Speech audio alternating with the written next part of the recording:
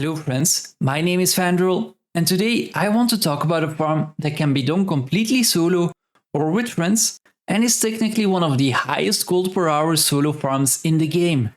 With somewhat of a caveat though.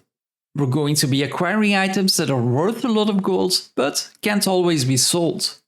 You won't need a specific build, class or even gear for this, as we're going to try to avoid combat altogether. Today's video is about the Search for Buried Treasure event, which is an event that is exclusively tied to the Path of Fire maps. And to do this, all you need are treasure hunting kits.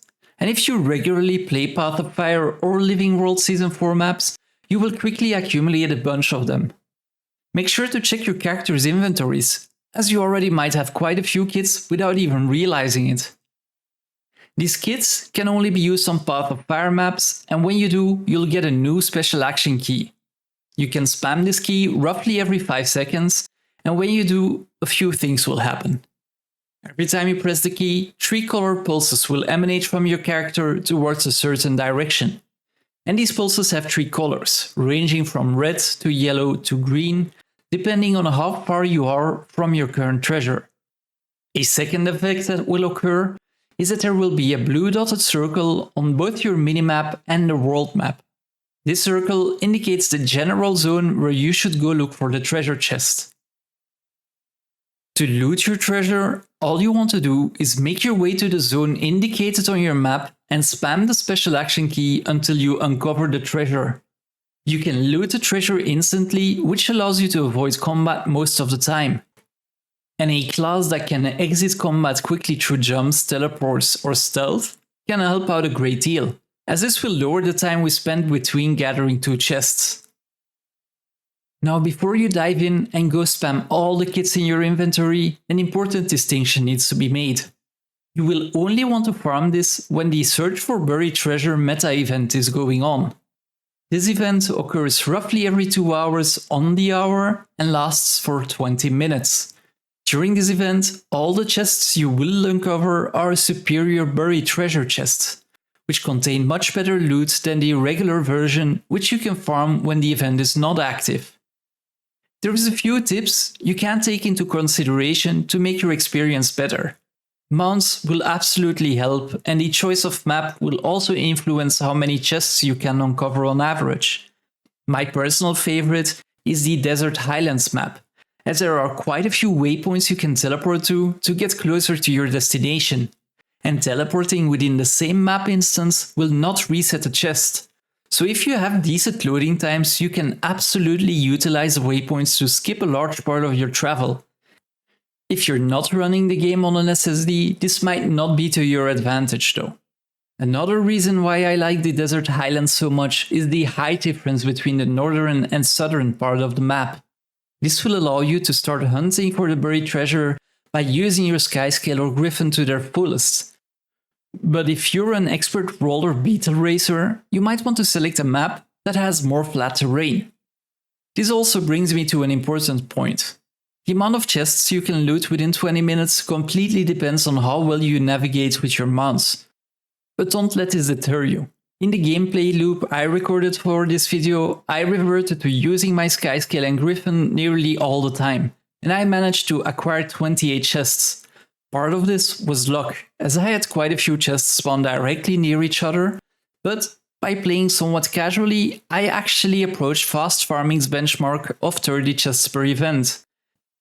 Oftentimes, players might feel the website's benchmarks are hard to attain, as they tend to optimize heavily for speed and efficiency.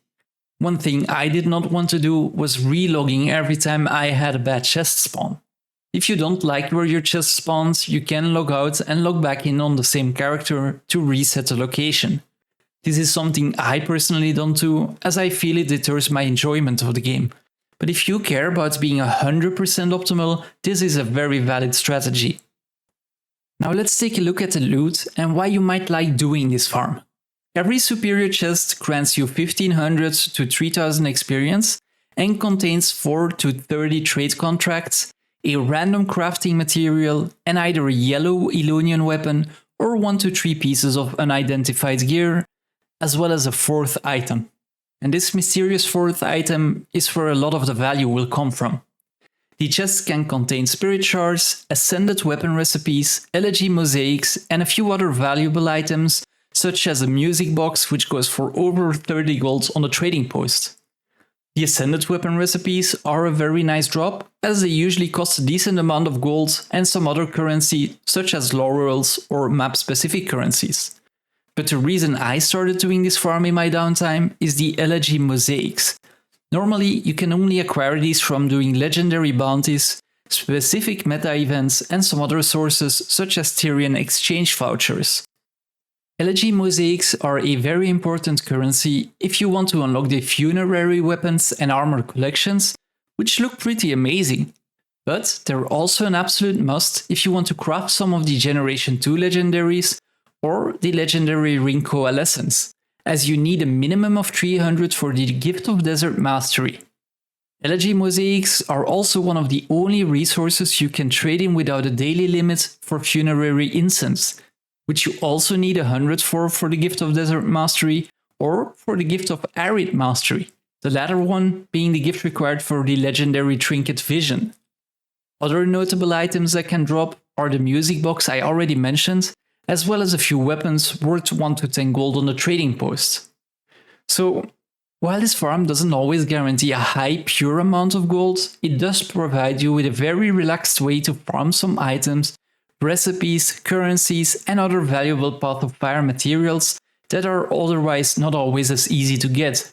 This is also an excellent alternative if you're requiring some of the items that only drop from legendary bounties when you're playing during off hours or you're simply having difficulty to find the bounty train. You can also search for these treasure chests when the meta event is not active, but a lot of the valuable items won't be dropping from the regular version of them. So I do absolutely recommend you reserve some treasure hunting kits to be used during the event. If you want to know when the event occurs, you can consult the Wiki's event timer page, for which I will leave a link in the description of this video. And that's about it really. This might be a different type of farm than you're used to, but one that has helped me personally progress towards my goals significantly. If you have any comments or questions, make sure to leave them down below. If you liked it, please like this video, and your subscription would mean the world to me.